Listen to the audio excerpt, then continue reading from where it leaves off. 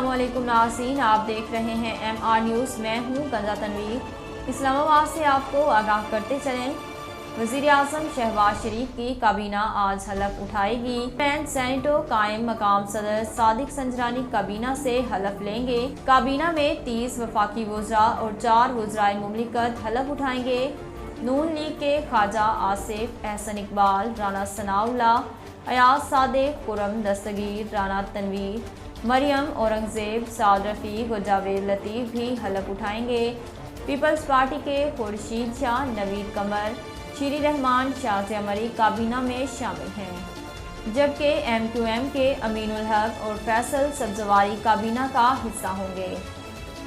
بجلی کے بحران کے باعث 29 مارچ کو دوبارہ چلایا جانے والا 350 میگا واٹ بجلی پیدا کرنے والا پاور ہاؤس فرنس آئل کی عدم فراہمی پر ایک بار پھر بند ہو گیا۔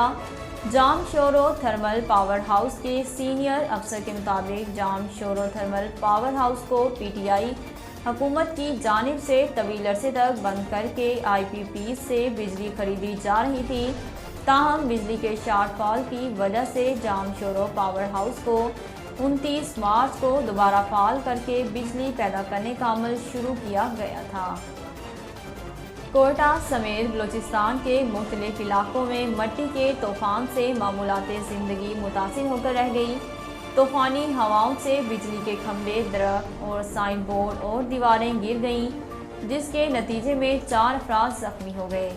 قلعہ سیف اللہ کے علاقے میں بارش کے باعث سیلابی ریلے میں ڈوب کر 2 بچیاں جاں بحق ہو گئیں، جن کی لاشیں لیویز حکام نے مسلم باغ ہسپتال منتقل کر دیں، جہاں ضروری کارروائی کے بعد لاشیں ورثاء کے حوالے کر دی گئیں۔ ایران سے آنے والے مٹی کے طوفان نے بلوچستان کے کئی علاقوں کو بری طرح متاثر کر دیا۔ کوئٹہ، پشین، مستون، بولان، قلعہ عبداللہ، چاغی میں گردآلود طوفانی ہواؤں سے بجلی کے کھمبے، درخت، سائن بورڈ اور دیواریں گر گئیں۔ دادو کی تحصیل کے 2 دیہاتوں میں آگ لگنے سے 75 سے زائد کچے مکانات جل گئے۔ آگ سے جھلس کر 3 بچے جاں بحق اور 8 سے زائد افراد زخمی ہو گئے۔ ذرائع کے مطابق لاشوں اور زخمیوں کو سول ہسپتال منتقل کر دیا گیا، جبکہ متاثرین اپنی مدد آپ کے تحت آگ بجھانے میں مصروف ہیں، کیونکہ فائر بریگیڈ کی گاڑی ان متاثرہ علاقوں میں اب تک نہیں پہنچی۔ متاثرین کا کہنا ہے کہ فائر بریگیڈ کو کال کی تو میونسپل انتظامیہ نے بتایا کہ فائر بریگیڈ خراب ہے، جبکہ آگ سے کئی مویشی بھی ہلاک ہوئے اور اناج بھی جل گیا۔ ناظرین، اب تک کے لیے اتنا ہی۔ مزید خبروں اور اپڈیٹ کے لیے دیکھتے رہیے MR نیوز۔